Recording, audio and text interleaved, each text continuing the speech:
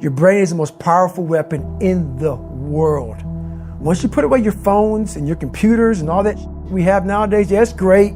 We're up to date.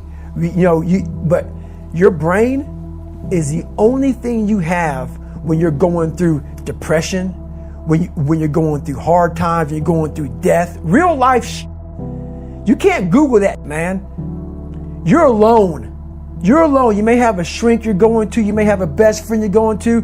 But there's 24 hours in the day where you're alone in this brain. And your brain is talking to you in all kinds of ways. And it wants to control you and pull you in these different pockets. If you can't control your own brain and your brain controls you, you got to tell your brain where you want to go and how you want to go and how you want to get there. You got to control it. If not, it's over. What existed for me was, okay, man, how am I going to make this work?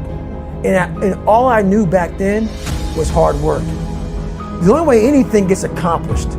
That's all I heard back in those days. You gotta work hard. You gotta work hard.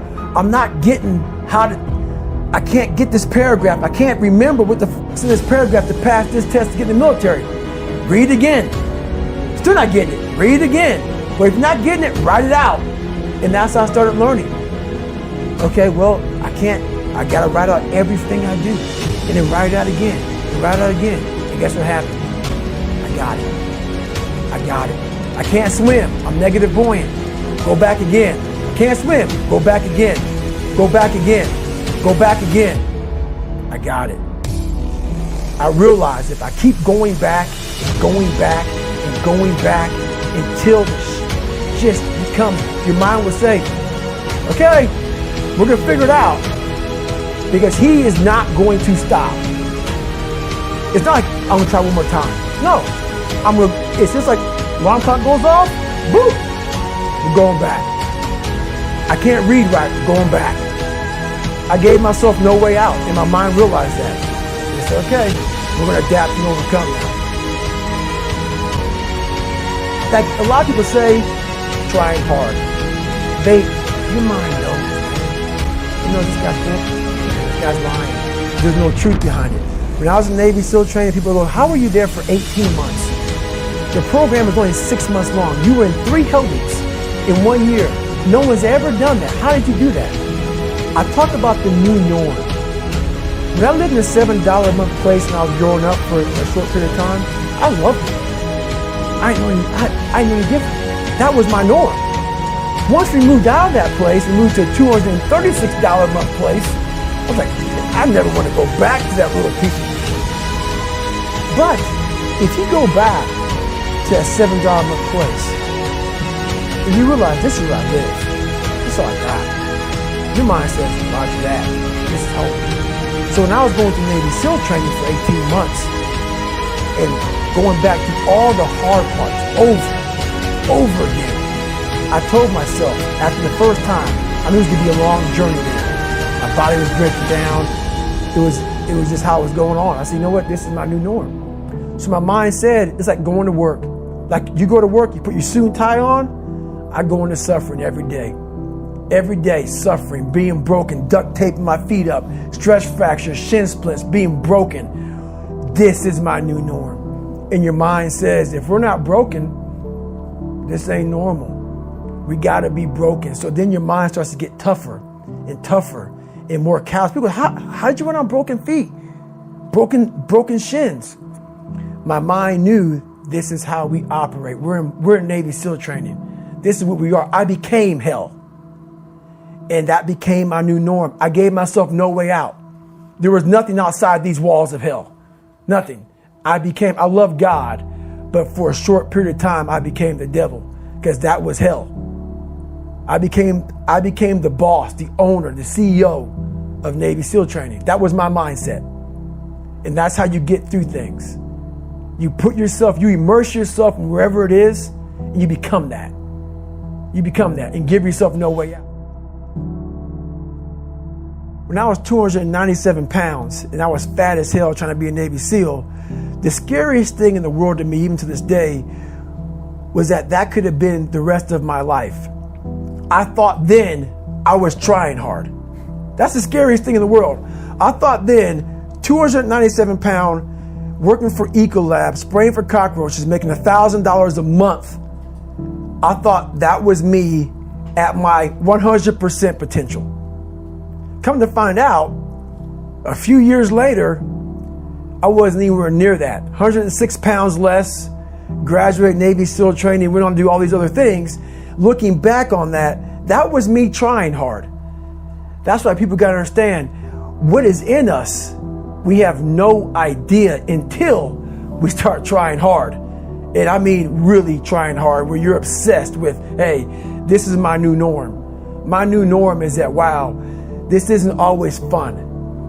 It's not always meant to be fun. And that's when you know you're trying hard. People hear my story and think this guy is sadistic. I realized how the brain works. I figured out how the brain works. I'm a scared kid, and that's what gives me so much power. I had no foundation, and I built this off of just researching the mind. The feeling you get is basically invincibility.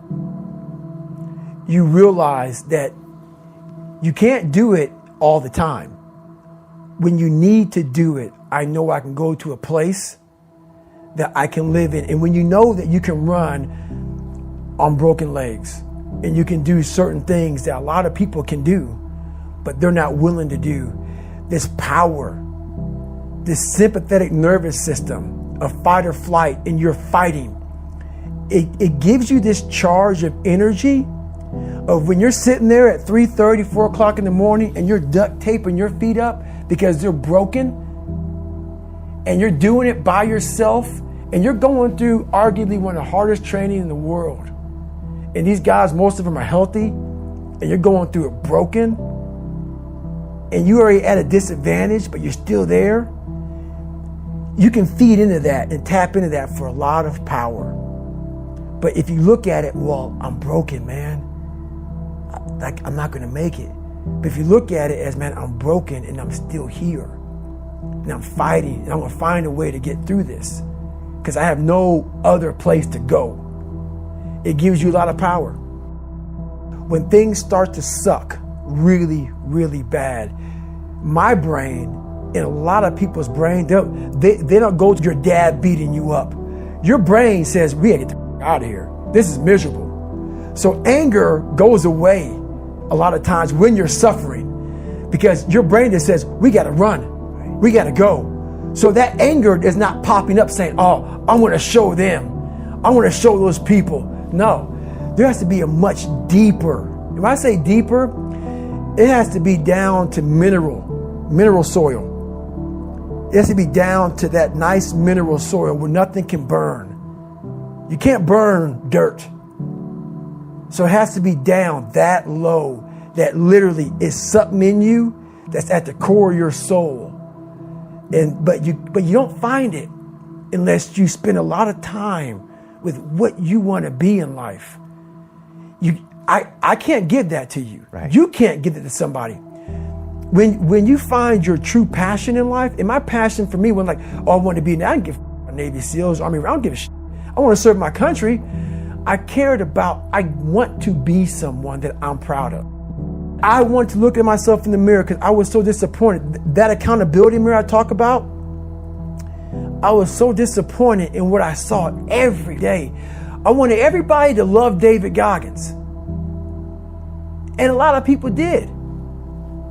I didn't love myself. But I knew a lot of us want to find peace first. So people say, man, you always talk about this suffering and pain and I'm at peace right now because I went through that. Right? You don't find peace first. If you do, Merry Christmas. More power to you. More power to you. I found peace on the opposite end of finding myself. And no one really finds themselves without going through trials, tribulations, suffering, accountability. And accountability is suffering.